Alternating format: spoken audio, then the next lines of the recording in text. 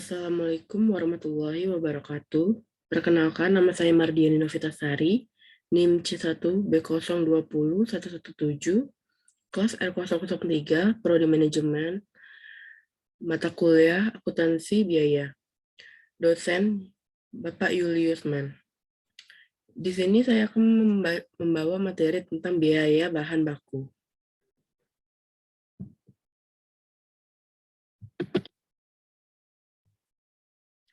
Bahan baku merupakan bahan yang membentuk bagian menyeluruh produk jadi. Bahan baku yang diolah dalam perusahaan manufaktur dapat diperoleh dari pembelian lokal, impor, atau dari pengolahan sendiri.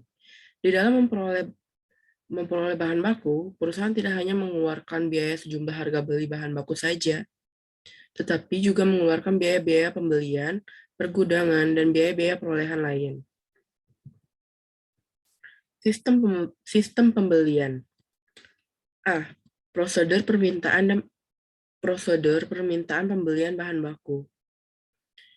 Jika persediaan bahan baku yang ada di gudang sudah mencapai jumlah tingkat minimum pemesanan kembali atau reorder point, bagian gudang kemudian membuat surat permintaan pembelian untuk dikirim ke bagian pembelian. B. Prosedur order pembelian. Bagian pembelian melaksanakan pembelian atas dasar surat permintaan pembelian dari bagian gudang. Untuk pemilihan pemasok, bagian pembelian mengirimkan surat permintaan penawaran harga. C. Prosedur penerimaan bahan baku. Pemasok mengirimkan bahan baku kepada perusahaan sesuai dengan surat order pembelian yang diterimanya. Apabila bahan baku yang diterima telah sesuai dengan surat order pembelian, bagian penerimaan membuat laporan penerimaan barang untuk dikirim ke bagian akuntansi. D. Prosedur pencatatan penerimaan bahan baku di bagian gudang. Bagian penerimaan menyerahkan bahan baku yang diterima dari pemasok kepada bagian gudang. Gudang menyimpan bahan baku tersebut dan mencatat jumlah bahan baku yang diterima dalam kartu gudang pada kolom masuk. E. Prosedur pencatatan utang yang timbul dari pembelian bahan baku. Bagian pembelian menerima faktur pembelian dari pemasok. Faktur pembelian yang telah ditandatangani oleh bagian pembelian diserahkan ke bagian akuntansi. Faktur pembelian dan dokumen pendukungnya kemudian dicatat dalam kartu utang untuk mencatat timbulnya utang kepada pemasok yang bersangkutan. Biaya yang diperhitungkan dalam harga pokok bahan baku yang dibeli. Harga beli dan biaya angkutan merupakan unsur yang mudah diperhitungkan sebagai harga pokok bahan baku. Sedangkan biaya-biaya pesan atau order, biaya penerimaan, pembongkaran, pemeriksaan, asuransi, pergudangan, dan biaya akuntansi bahan baku merupakan unsur-unsur biaya yang sulit diperhitungkan. Perlakuan terhadap biaya angkutan ini dapat dibedakan sebagai berikut. A. Biaya angkutan diperlakukan sebagai tambahan harga pokok bahan baku yang dibeli. B. Biaya angkutan tidak diperhitungkan sebagai tambahan harga pokok bahan baku yang dibeli, tetapi diperlakukan sebagai unsur biaya overhead pabrik. Unsur biaya yang diperhitungkan dalam harga pokok bahan baku. Apabila bahan baku diimpor, unsur harga pokoknya akan berbeda dengan apabila bahan baku tersebut dibeli dari dalam negeri.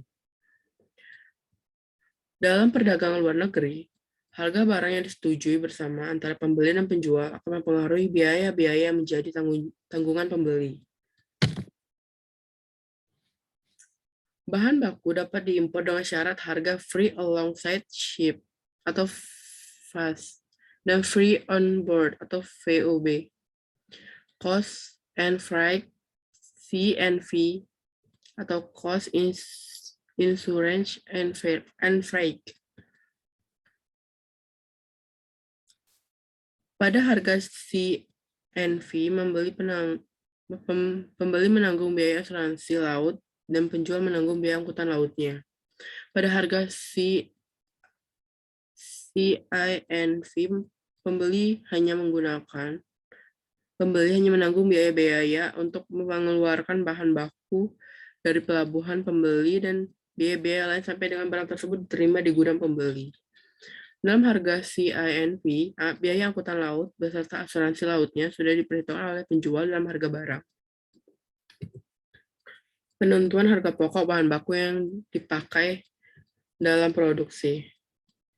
Untuk mengatasi masalah ini, diperlukan berbagai macam metode penentuan harga pokok bahan baku yang dipakai dalam produksi.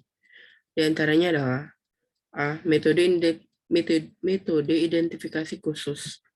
Dalam metode ini, setiap jenis bahan baku yang ada di gudang harus diberi tanda pada harga pokok persatuan berapa bahan baku tersebut dibeli. B. Metode masuk pertama, keluar pertama. Metode ini menentukan biaya bahan baku dengan anggapan bahwa harga pokok persatuan bahan baku yang pertama masuk dalam gudang digunakan untuk menentukan harga bahan baku yang pertama kali dipakai. C. Metode masuk terakhir, keluar pertama. Metode ini menentukan harga pokok bahan baku yang dipakai dalam produksi dengan anggapan bahwa harga pokok persatuan bahan baku yang terakhir masuk dalam persediaan gudang dipakai untuk menentukan harga pokok bahan baku yang pertama kali dipakai dalam produksi. D. Metode rata-rata bergerak. Dalam metode ini, persediaan bahan baku yang ada di gudang dihitung harga pokok rata-ratanya dengan cara membagi total harga pokok dengan jumlah satuannya.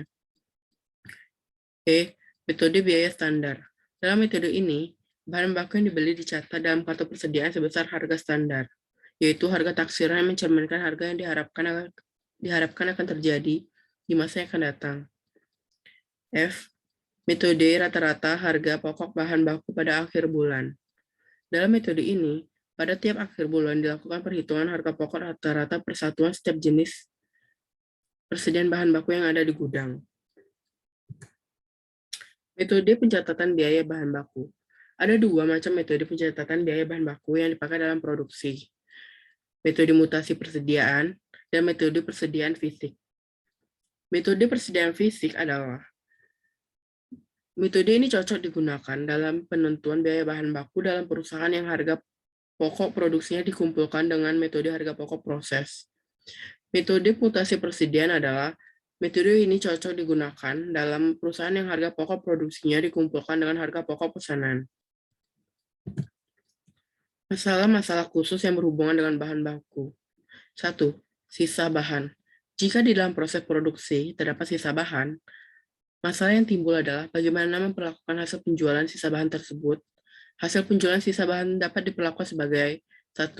Pengurang biaya bahan baku yang dipakai dalam pesanan yang menghasilkan sisa bahan tersebut. 2. Pengurang terhadap biaya overhead pabrik yang sesungguhnya terjadi. 3. Penghasilan di luar usaha. Pencatatan sisa bahan. Cara pencatatan sisa bahan dapat dilakukan dengan salah satu cara sebagai berikut ini. 1. Bagian akuntansi persediaan menyelenggarakan catatan mutasi persediaan sisa bahan dalam kartu persediaan. 2.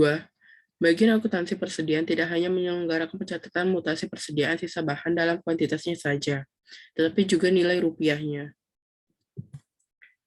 2. Produk rusak.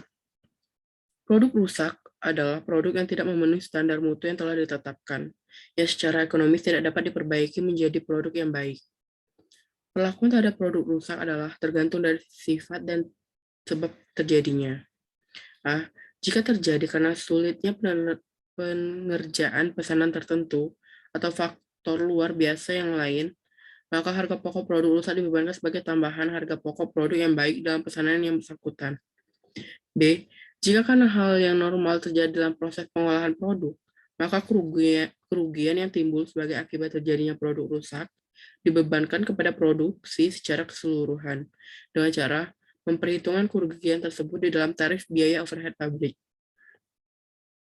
3. Produk cacat.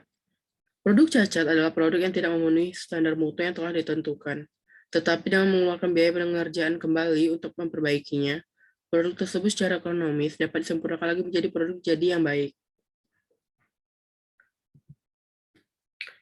Itulah materi dari saya. Lebih dan kurang saya mohon maaf. Wassalamualaikum warahmatullahi wabarakatuh.